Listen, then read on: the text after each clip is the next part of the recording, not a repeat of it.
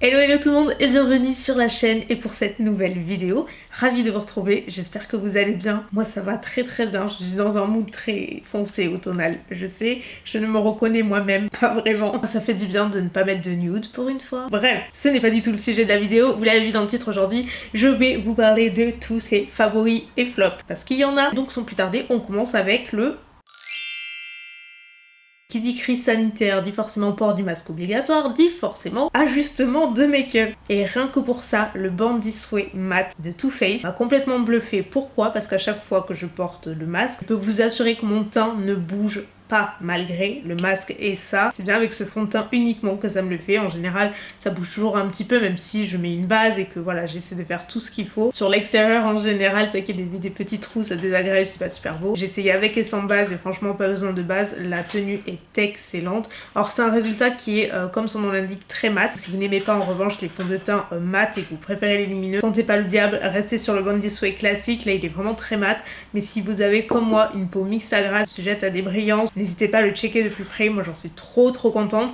Pour info, moi j'ai reçu la teinte Vanilla, mais c'est pas vraiment ma teinte parfaite, elle est encore un petit peu trop claire. Donc ne vous fiez pas à celle-ci si vous choisissez un petit peu les mêmes teintes que moi, bah, c'est pas la bonne. Je vous préviens, pour le teint, il y a pas mal de choses. On continue avec une base, oui c'est une base, c'est celle de Rare Beauty, qui est donc la marque de Selena Gomez. J'avais fait une vidéo lors de la sortie des produits, si vous ne l'avez pas vue et que ça vous intéresse, je vous la mets dans le petit i, je ne sais jamais. Là franchement ça devient grave, ça m'énerve, je sais jamais de quel côté c'est, sinon c'est en barre d'infos, peu importe. J'ai beaucoup aimé au final la base, j'en ai pas trop parlé dans la vidéo parce que bon... Voilà, elle était jolie mais je l'ai réutilisée depuis et elle est super sympa. Moi j'avais pris la version mini, hein, c'est pour ça qu'elle est petite, sinon elle existe en full size. Et en fait c'est une base qui est ultra lumineuse. Donc moi je l'applique pas sur l'ensemble du visage comme j'ai pu le faire dans la vidéo parce que c'était too much. Mais plutôt sur l'extérieur, là où je veux vraiment accentuer la lumière.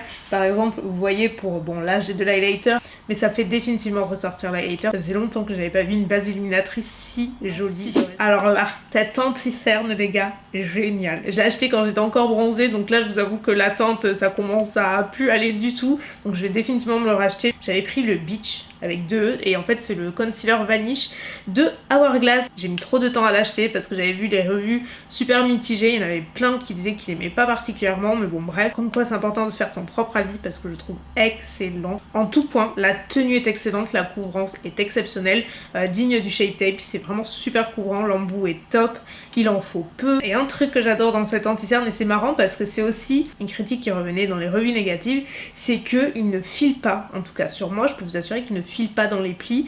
Je poudre pas nécessairement tout de suite mon anti-cerne et malgré le fait que j'attende un petit peu, ça ne file pas, ça ne crise pas. Il est vraiment super et je vous dis il en faut très peu. En poudre j'en ai pas une ni deux mais 3. Donc on y va sans plus tarder. Alors il y en a 2 qui se ressemblent un petit peu beaucoup, sachant que c'est un petit peu le même principe mais je vous montre ces 2 options.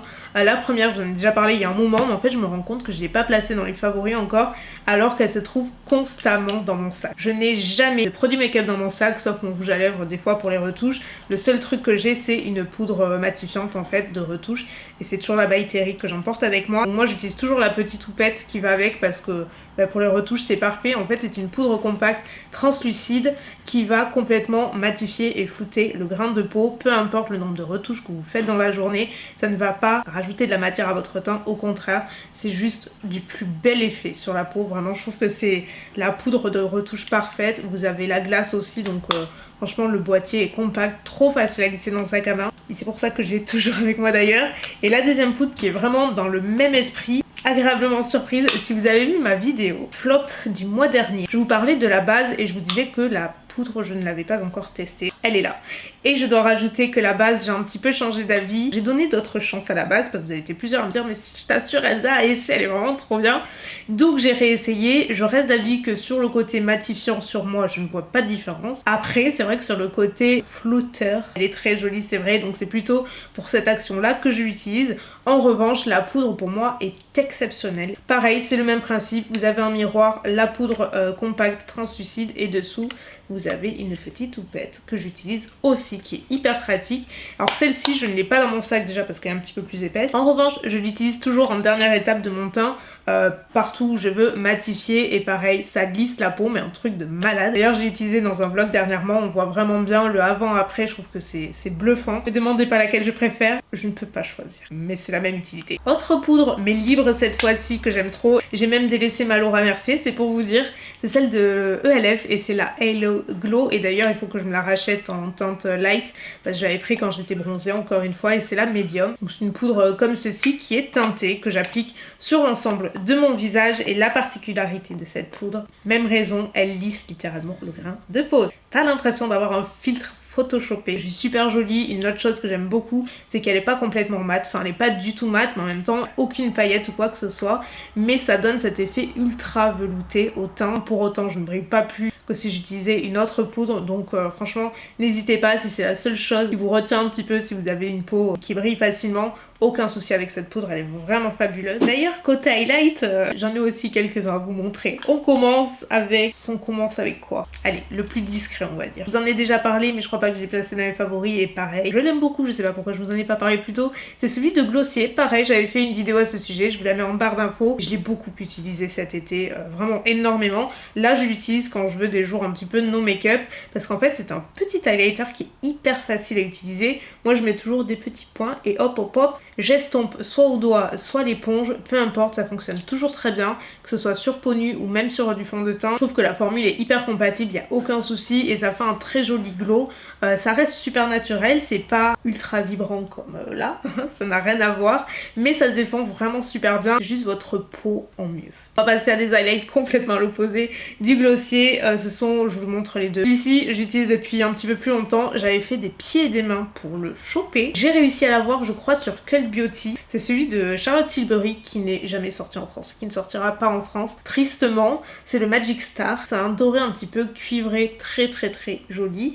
Je sais plus si je vous l'ai dit, c'est celui que j'ai aujourd'hui, là. Et vous voyez que vraiment sur ma carnation, je trouve que c'est des teintes qui vont parfaitement bien. Et dernièrement, j'ai reçu le Heatwave de Estée Lauder, qui est un highlighter super connu chez eux. Celui-ci, ça fait littéralement des années que je le veux. Pareil, il est très dur à trouver. En fait, il ressort certaines collections pendant des éditions limitées. Là, je l'ai vu sur Look Fantastique, je crois, ou Film Unique, je sais plus. Comme d'habitude, vous les trouvez en barre d'infos. C'est une couleur dorée aussi, un tout petit peu moins dorée que la Charlotte Tilbury. C'est pas complètement la même famille de couleurs. En termes de glow, c'est très semblable. C'est vraiment hyper intense, très pigmenté. Je dirais que le Estée Lauder a un effet un petit peu plus wet, je trouve, sur la peau. Et enfin, dernier highlighter, le moins cher, et c'est là où il y a le plus d'options aussi, on reste chez ELF, et c'est cette petite palette où vous avez 6 highlighters à l'intérieur. Vous avez des formules métalliques satinées ainsi que pailletées, qui est la blanche que je n'ai jamais essayé. Moi je reste surtout sur les métallisés, en fait j'aime bien mixer. Encore une fois, super joli glow. C'est aussi une palette que j'aime beaucoup utiliser sur les yeux parce que notamment les fards métalliques qui renvoient vraiment la lumière, et ça fait pareil, un effet un petit peu wet selon la couleur que vous utilisez, comment vous l'utilisez, mais juste au doigt sans pinceau, franchement c'est super sympa. ELF, encore une fois, grosse surprise. Pour le produit suivant, c'est probablement un des plus utilisés. J'avais acheté cet été, en fin d'été je crois, pareil. Là pour le coup ça fait des années que je voulais et j'avais jamais osé, c'est trop bête. Je peux mettre de l'argent dans d'autres produits, mais ça je sais pas, j'ai toujours bloqué, je ne sais pas pourquoi. Je regrette de pas l'avoir pris plus tôt. Le seul souci, c'est que maintenant je sais comment ça se creuser et que je vais devoir le racheter parce qu'il est exceptionnel. C'est un duo de bronzer Tom Ford qui se présente comme ceci. Alors vous avez le bronzer en bas et l'highlighter. Il n'est pas blanc, ne vous inquiétez pas, ça fait un rendu complètement transparent sur la peau, mais en fait ce sont deux textures crème. Donc moi j'utilise pas tant que ça l'highlighter en définitive, mais le bronzer est excellent.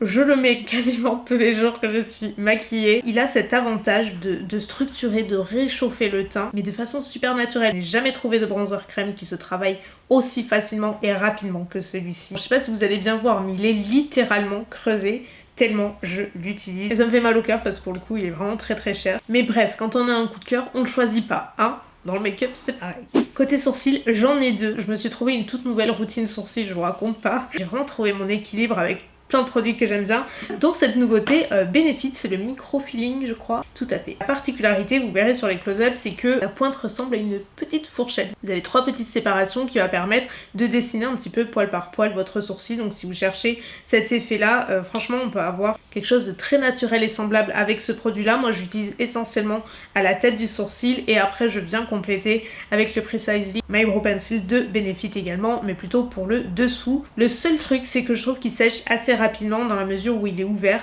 et en termes de tenue, moi je fixe toujours avec le produit que je vous montrerai juste après. Si je fixe pas, je trouve qu'il s'estompe un petit peu rapidement, donc ce sera les 2 seules petites critiques que j'aurais tendance à lui faire. Et comme je vous dis, pour le fixer, pareil, ELF, et j'ai encore un produit ELF, en fait j'en avais beaucoup. Non mais franchement, ce truc là, c'est de la bombe, et je suis trop déçue qu'il n'y ait qu'un côté, parce qu'en fait vous avez côté sourcil, côté mascara transparent. Le côté sourcil, enfin, vous voyez, il est tout dégueu tellement je l'utilise. Je crois que j'ai rarement utilisé un gel à sourcil qui fonctionne aussi bien. Pour moi, celui qui est au top du top, c'est le Anastasia. Et bien franchement, pour je ne sais combien d'euros en moins, vous avez exactement le même résultat, si ce n'est mieux. Dans la mesure où vous l'appliquez, vos sourcils ne bougent plus. Next, nous allons passer aux yeux. Donc là, j'ai plusieurs petites choses à nouveau. Pareil, depuis que j'ai acheté, je crois que j'utilise quasiment tous les jours à chaque fois que je me maquille. C'est la palette de make-up by Mario. Pareil, j'ai fait une vidéo à ce sujet. Barre d'infos si ça vous intéresse. Il a sorti plusieurs produits, plusieurs palettes, mais moi c'est vraiment la mat que je trouve exceptionnelle. Et ça m'ennuie encore une fois parce que franchement je la trouve vraiment trop chère. Alors oui, la qualité est excellente, vous ne pouvez pas vous tromper. Pour des mats, c'est vraiment... Pour moi, il n'y a rien de pire que travailler avec des fards mat et batailler pendant 10 ans et ça ne veut pas s'estomper, là pas du tout. J'ai quasiment utilisé tous les fards maintenant, c'est juste du beurre à travailler, donc rien que pour ça, c'est vrai que ça fait une grosse différence, mais je trouve que c'est quand même très très cher pour la quantité et le format qu'on a, parce que c'est pas non plus super grand. Mais bon bref, je l'aime beaucoup. C'est une des palettes que j'ai utilisées aujourd'hui pour le make-up, mais je vous montrerai la deuxième en complément. Quoi qu'il en soit, je vais pas m'éterniser, les teintes vous les voyez. Je vous en avais parlé dans la vidéo de toute façon, mais je vous redis, je n'ai pas changé d'avis, si ce n'est que je l'aime encore plus. La deuxième, j'ai reçu un petit peu plus récemment, mais que j'adore. C'est ma palette préférée chez Anastasia, la Soft Glam, et ils ont sorti la Soft Glam 2 qui est la même, mais en plus petite. Et ça, on adore, parce que c'est des formats tellement pratiques à utiliser, et surtout, il y a mes teintes préférées de la Soft Glam, donc que demander de plus. Et c'est cette palette que j'ai utilisée pour mon make-up du jour, parce que je suis sûre que vous allez me demander. J'ai utilisé ce fard au centre, celui-ci et celui-ci dans le creux, les deux dans le coin interne, un petit peu de noir en ras des cils inférieurs, et dans le coin interne et externe, j'ai utilisé cette couleur-ci, avec d'autres petits bruns juste pour travailler un petit peu. Mais grosso modo, c'est cette palette que j'ai utilisée aujourd'hui, je la trouve super mignonne, et la qualité est la même que dans les grandes palettes, donc no stress. Et dernière palette, toujours ELF, promis, c'est le dernier produit ELF que je vous montre aujourd'hui. Mais je pouvais pas ne pas vous la montrer parce qu'elle est super sympa. Je l'ai utilisée à de nombreuses reprises maintenant, c'est la Retro Paradise. À la base c'était une édition limitée, mais elle est toujours sur le site, donc c'est pour ça que je me permets de la rementionner à nouveau. Donc certes on a des fards colorés que j'utilise un petit peu moins maintenant, c'est plutôt estival, mais on a toujours des neutres, et franchement la pigmentation et la qualité des fards en général n'a rien à envier aux plus grandes marques, très honnêtement. Si l'éventail de teintes vous plaît, ne vous posez pas la question, vous me remercierez plus tard les génies. J'avais envie de mentionner, je sais jamais comment ça s'appelle, le Chroma Crystal Liquid Eyeshadow de Natasha Denona. Ça a été ma découverte dernièrement. J'ai pris une autre couleur aussi, mais celle-ci est vraiment ma préférée. C'est la Sienna, et en fait j'ai connu sur la chaîne de Gabrielle, la loge de Gabrielle, qui en parle souvent. Et ce qui est drôle, c'est que moi-même j'aurais jamais commandé cette teinte là, mais elle en parlait tellement que je me suis dit bon allez, jamais dans mon panier. Mais à la base c'est vraiment la deuxième que j'ai pris que je voulais, et c'est celle-ci que je préfère parce que comme disait Gabrielle, c'est une couleur super intéressante qui est bourrée de reflets. Vous voyez, on le met là, alors c'est super pigmenté, et en fait plus, regardez, c'est trop beau, c'est tellement beau sur les yeux. Si vous saviez, enfin vous le saviez, parce que je l'ai déjà utilisé, et à chaque fois on me dit mais c'est quel fard? C'est celui-là. Vous n'avez pas besoin de mettre 36 fards, juste un fard en transition, et en fait vous avez l'impression que vous en avez plusieurs, alors que non. Too Faced a sorti des nouveaux gloss, ce sont les Lip Injection. Ils ont plein de teintes, moi ma préférée c'est la Soulmate, qui est une teinte nude, mais la brillance de ces gloss est tellement belle, ça fait vraiment lac à lèvres. C'est que vous n'êtes pas obligé d'utiliser un rouge à lèvres en dessous parce que c'est très opaque. Je crois que c'était en story que j'en avais parlé la première fois, et vous avez été plusieurs à me demander si j'avais mis un rouge à lèvres dessous, et non, pas du tout. J'avais vraiment que ça, et c'est vrai qu'il est très joli, la teinte est parfaite. Et il a aussi un côté repulpant, donc ça picote un petit peu au début, c'est mentholé, mais c'est hyper supportable. En tout cas moi c'est vrai que je suis pas hyper sensible de ce côté-là, donc ça me dérange pas, mais la teinte est trop belle, et la formule est géniale. La formule ici n'est pas aussi géniale malheureusement, c'est pour ça que c'est dans les flops. Ce sont les rouges Velvet Ink de Bourjois, ils en ont sorti plein. C'est super dommage parce que vraiment ils ont tout pour plaire. Le packaging, les couleurs, juste de visu, c'est un produit que tu as envie d'aimer. J'ai essayé plusieurs teintes mais j'ai pas du tout adhéré. Déjà pour moi ce n'est pas suffisamment opaque, j'aime pas du tout l'embout également. Là je pense que vous n'allez pas vraiment vous rendre compte parce que c'est une teinte nude mais une fois appliquée, pas toujours très homogène, peu importe la couleur. Je pense que ça vient aussi du fait que ce soit très crémeux et en termes de tenue, c'est pas ça non plus malheureusement. Malheureusement j'ai pas adhéré donc flop. Autre flop entre guillemets, je ne vais pas m'arrêter là parce que c'est surtout la teinte qui ne va pas du tout. C'est ce bronzer de la marque Kosas. Et surtout ce bronzer dont j'ai entendu parler sur les chaînes américaines. C'est censé être un bronzer super lumineux, ta peau en mieux, bref, hyper naturel, trop beau. Sauf qu'il y a 3 teintes et moi j'avais acheté la médium en pensant que c'est ce qui irait. Mais déjà quand j'ai reçu je me suis dit ouh là là, toi t'es un petit peu orange. Mais alors dessus c'est pire que tout. Et c'est tellement dommage parce que la texture a l'air ouf, j'ai plus du tout, attendez, j'ai plus de place. Je sais pas si vous allez bien voir, bon, déjà la couleur, on voit que c'est super orangé. Vous avez cet effet ultra satiné qui renvoie vraiment la lumière. Donc bref, ça j'adore, mais la couleur ça va pas du tout. Donc je pense que je vais me commander la teinte light en espérant que ça matche. Juste faites attention en fait, c'est juste voilà, si vous intéresse, la médium, c'est très orangé. Autre produit teint que j'ai pas trop aimé, c'est les nouvelles palettes Pixi. De teint avec blush, highlighter, bronzer. Honnêtement il n'y a pas un seul produit que j'ai adoré à part peut-être le blush qui est utilisable, mais l'highlighter un amas de paillettes. Cette couleur c'est plus un genre de topping et le bronzer utilisable mais n'a rien d'exceptionnel.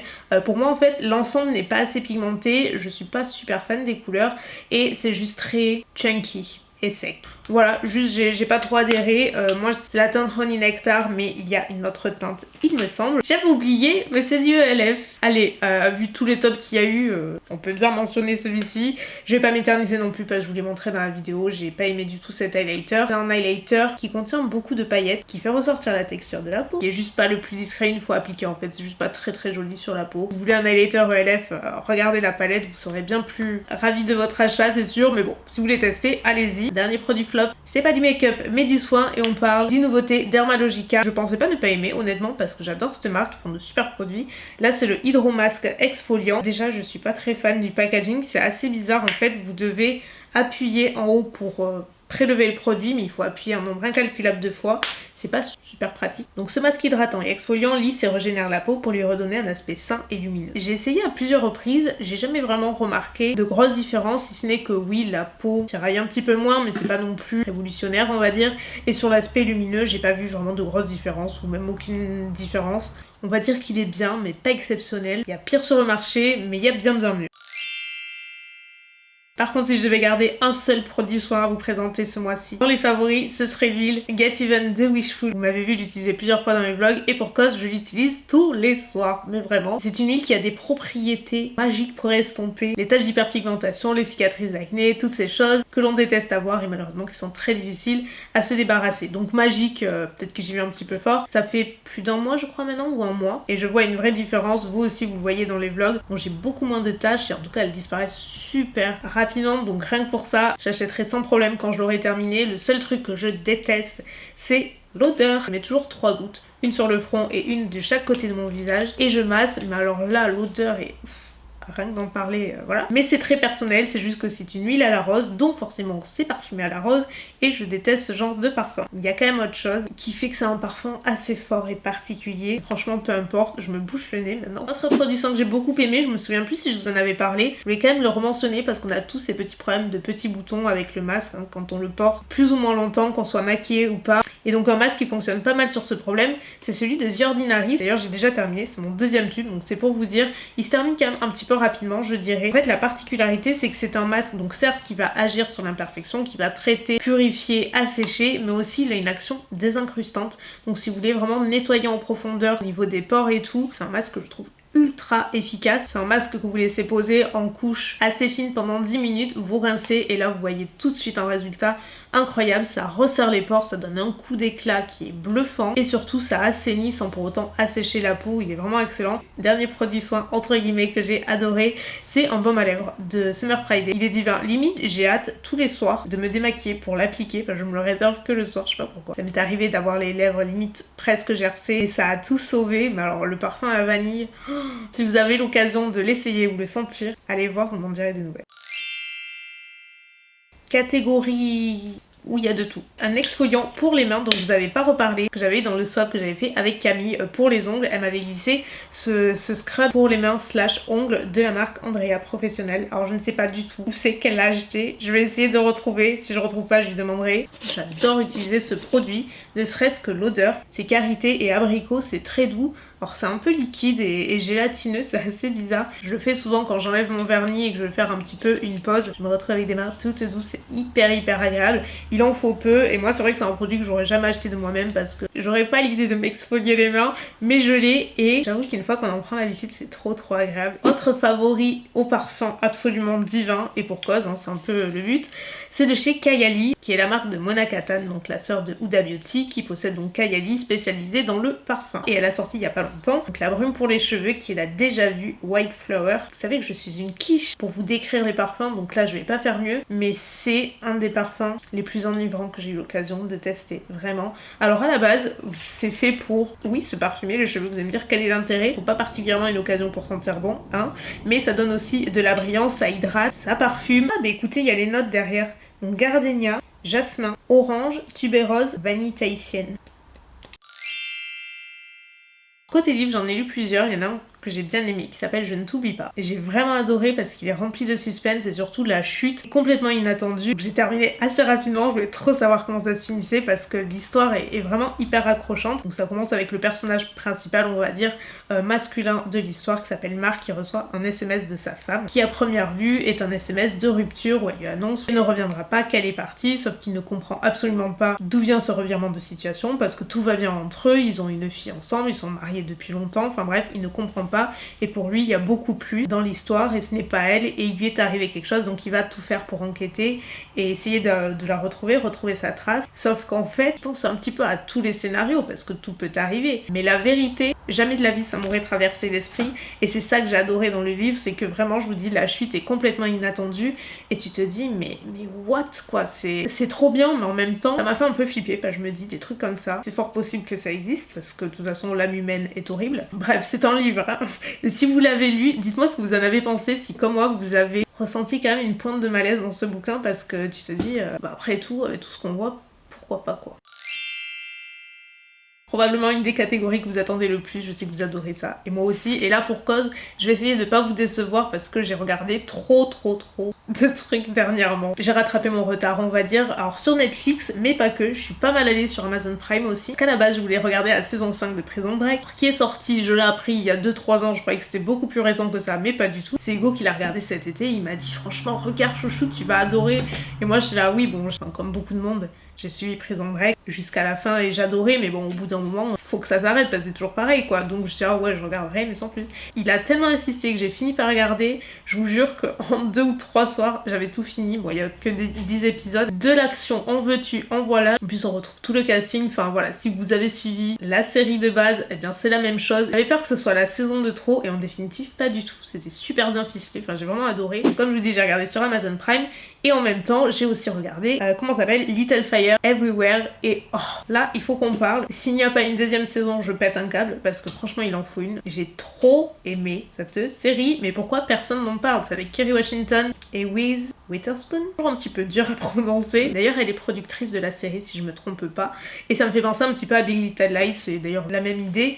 Mais que ce soit le casting, le synopsis, la bande son, l'esthétique générale de la série, mais c'est trop bien. Et là on suit essentiellement 2 familles, donc la première est composée de Mia qui est interprétée par Kerry Washington et sa fille Pearl qui viennent d'aménager dans la ville de Shaker High. Donc elle est artiste et elle déménage tout le temps et enfin il y a beaucoup de mystères en fait autour de ces 2 jeunes femmes et elle s'installe dans un très bel appartement qui est tenu par la propriétaire qui s'appelle Elena, qui est donc la deuxième famille entre guillemets qu'on suit dans la série. On se rencontrer, apprendre à se connaître et là c'est un peu un enchaînement de concours de circonstances qui va faire que les apparences sont assez trompeuse dirons-nous, assez difficile à vous expliquer, mais le fait est qu'il y a beaucoup d'histoires, de drames, de secrets, tout super bien joué. Enfin, vraiment j'ai adoré cette série, super bien fait, dans un style complètement différent. D'ailleurs sur vos recommandations, puisque je vous avais dit que j'avais dévoré les Real Housewives de Beverly Hills, alors je suis pas du tout télé-réalité mais là c'est vraiment un truc à part. Vous m'avez dit regarde Selling Sunset, j'avoue j'ai trop kiffé, c'est hyper addictif ce truc.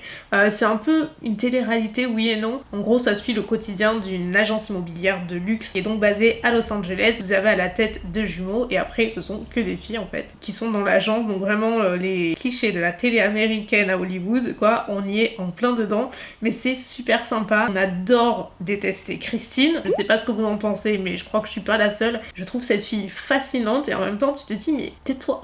Elle est horrible, détestable et en même temps franchement elle serait pas dans le show, je ne regarderais pas parce que je sais pas, un truc vous voyez, elle est hyper lookée, j'adore. Enfin bref c'est très addictif, je crois qu'il y a 2-3 saisons, un truc comme ça. Je pense vous avoir livré pas mal de petites choses pour pouvoir vous occuper, que ce soit en beauté, en soins, en programme, en bouquin, peut-être même économiser 2-3 trucs. Voilà ma team joujou, je vais arrêter pour aujourd'hui. J'espère en tout cas que la vidéo vous aura plu. N'hésitez pas à me dire quels sont vos favoris à vous. Si vous avez des recommandations, toutes catégories confondues, laissez-les en commentaire comme d'hab. Je me ferai un plaisir de les lire, vous liker, vous répondre si vous avez des questions comme d'hab. Je suis jamais loin. Moi je vous retrouve d'ici quelques jours pour une nouvelle vidéo. Prenez bien soin de vous et à très vite.